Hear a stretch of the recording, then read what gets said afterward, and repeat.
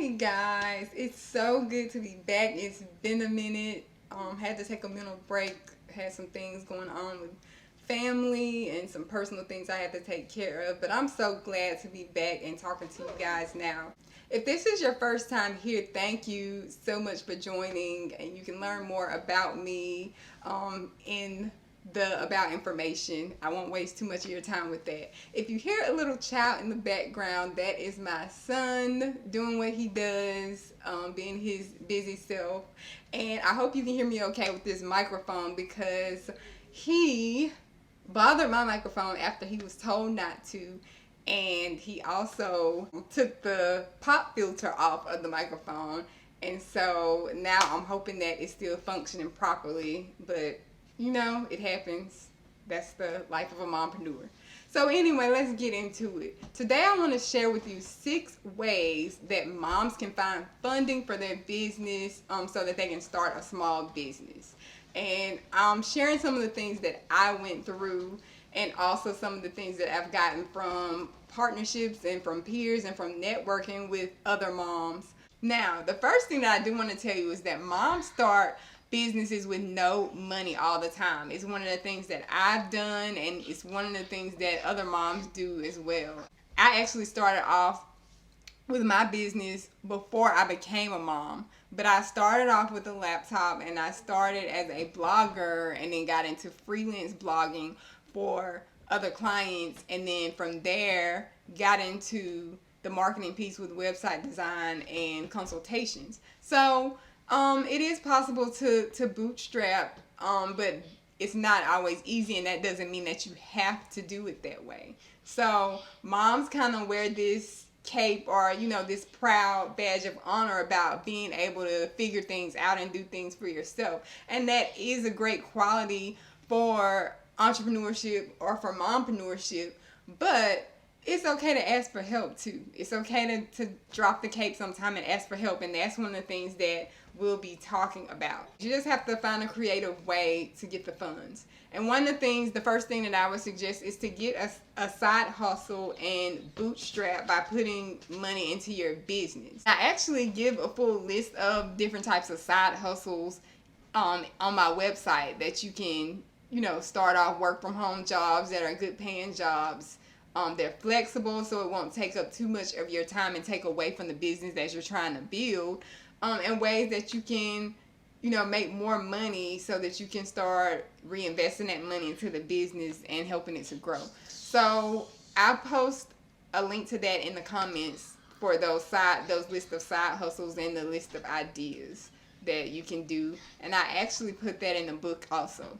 The next thing that I would suggest is to take advantage of crowdfunding for your business. So I was first introduced to crowdfunding at a conference that I went to called Show Me the Money. So it was talking about different conventional and non-conventional ways to get funding for your business. So at Show Me the Money, there were a couple of people there with non-conventional and non-traditional financing, but one of those was Kiva. So Kiva is one of them, but there's also Kickstarter, and there are several others. I have a crowdfunding blog on my website that gives some of those resources. You get a crowd of people to support your business. So instead of getting one lump sum loan or one lump sum investor to invest in your business, you get a crowd of people to contribute a smaller amount.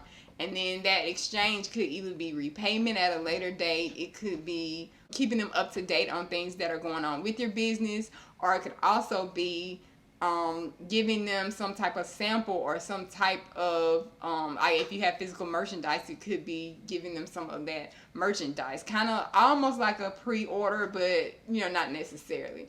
But you know, that's another avenue. I've heard of like crowdsourcing, where you get people to pool together and tackle a certain project in your business, and crowdfunding is similar to that, but they are contributing financially to making sure that you can reach your business goals by having what you need for working capital, to expand, for equipment, whatever it is you need. A lot of those resources are pretty flexible. So crowdfunding, pre-sell the product. So pre-selling the product, that is basically where you set up a campaign during the process of developing this product, or you can even do it after, but most people like to do it during the process of developing this product, because you can actually get feedback from your target market and feedback from those consumers along the way, and they feel invested in creating a product.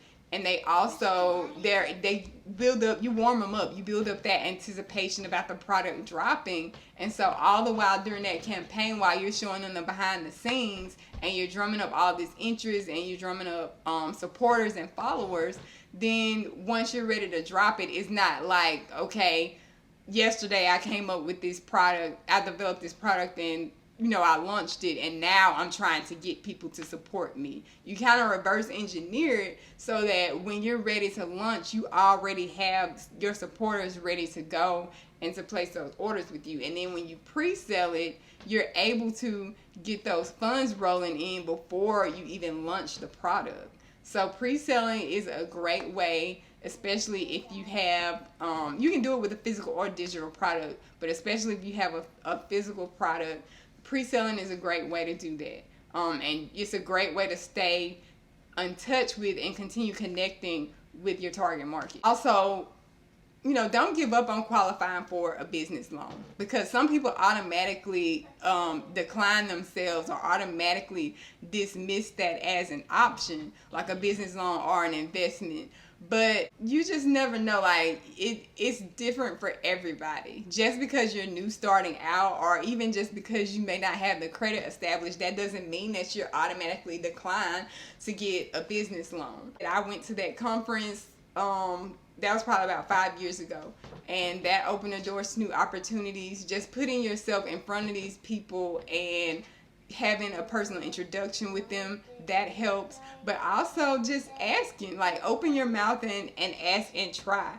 And even if it doesn't happen the first time, try again. I was in need of some funding I'm looking to try to expand and grow, and also just learning different things or those different components and filling in different holes in my business. Because, like, even as a coach or a consultant, you need you need somebody who has been there and done what you haven't. You don't know what you don't know. No matter what level you're on, you don't know what you don't know. So even my coach has a coach, and their coach has a coach, to get to the next level. So in the process of trying to expand and grow and do some different things and learn how to do that properly, I needed funding for that. And I started on the personal side, I started applying for different financing just to kind of clean up some of my personal credit and expand opportunities on the personal side. And in the midst of that, I had forgotten that I had applied for a loan to get more funding on the business side. I applied for this funding, didn't think about it anymore. I said, if I get it, I get it. If I don't, I don't. And I ended up getting approved for it. Like, in the midst of me working on my personal credit, I ended up getting approved for this loan.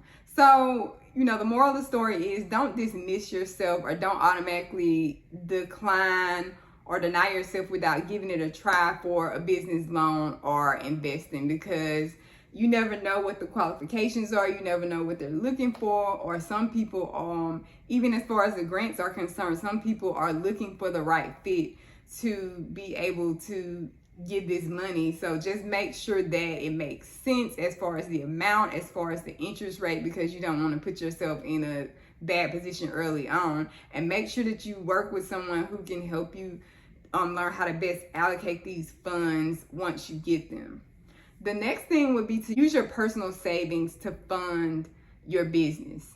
And I can't tell you what the right number is, or what you have or what you don't have, or how much of what you have you want to allocate to the business, but that is an option that some people use. Or I'm going to tell you one of the things that we discussed in the Mompreneur Manual that Chastity did for her business. So we kind of have opposite stories. I started a business first and then became a mom later. She was a mom and then decided to start a business. But when she decided that she wanted to become a mompreneur, and start her small business, she actually started taking money, making sure that money from her paycheck would go to a particular account where she was saving money specifically for her business. And she would, she never see the money, never touch it, and just let it start building up, put in small amounts in that account weekly. She never, she didn't touch anymore. She was patient. And then eventually when she got ready to start her business, she had money there to put into the things she needed, whether it was getting help with her website, whether it was getting additional help with social media or designs, or whether it was getting supplies or anything that she needs. She sells t-shirts, so if she needs to pre-order things like t-shirts or the books and have that on hand for physical orders or orders that she packs and ships, she had that money there to pre-order those things because she saved, and then she used that same business savings to invest into her own business needs. She sells t-shirts, so if she needs to pre-order things like t-shirts or the books and have that on hand for physical orders or orders that she packs and ships, she had that money there to pre-order those things because she saved, and then she used that same business savings to invest into her own business. So, secondly, going into that, collaborate with a business partner. That's an idea for you, but make sure that it's the right business partner. Like this partnership that we have, Chastity and I, this is something that we prayed about. This is something that we talked about, and it was, the right fit at the right time. So if you can find the right business partner, that may be beneficial to you in multiple ways. The first way is that you may be able to pool your money together with them. Like they say, two is better than one. So two or more people, you may be able to pool your money together, or if that's not an option, everybody's bringing something different to the table. So that may look more attractive to lenders or investors. And also one person's financial history may be stronger than the other. There are other skills that may be stronger. One person may know something that the other person doesn't know that may help you get to that necessary funding that you need to get started in this business. So, look at it as an option. Like maybe you need to make a list and go down the list of who do I think have the qualities, who do I think understands this vision, who do I think is going to be consistent and show up and may be able to partner. Who is it that I know, like, and trust? Like those same things that your customers are looking for in you. Like who is it that I can find that in that may be able to partner to get this vision off the ground? Lastly, I would say, get a business consultant or a coach. There are business consultants and coaches are always networking with each other, learning from each other, and networking with other people outside of the business. So they may have resources that you don't know about that can help you with this. The way that I found out about the Show Me the Money conference was through a business consultant. Was through my initial business consultant at the Small Business Administration.